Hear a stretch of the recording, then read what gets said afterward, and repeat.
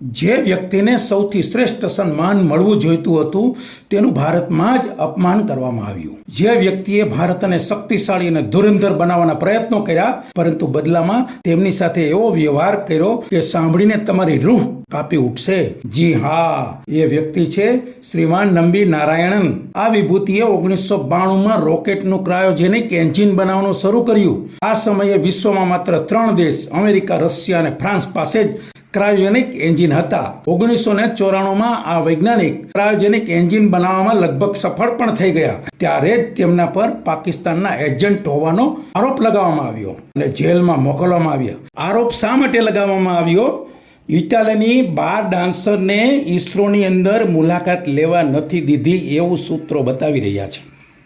1996માં સીબીઆઈએ નારાયણનને આરોપમાંથી મુક્ત કર્યા. 2018માં સુપ્રીમ કોર્ટે પણ સંપૂર્ણ રીતે નિર્દોષ જાહેર કર્યા. 2019માં પદ્મભૂષણથી ભારત સરકાર દ્વારા સન્માનિત કરવામાં આવ્યા.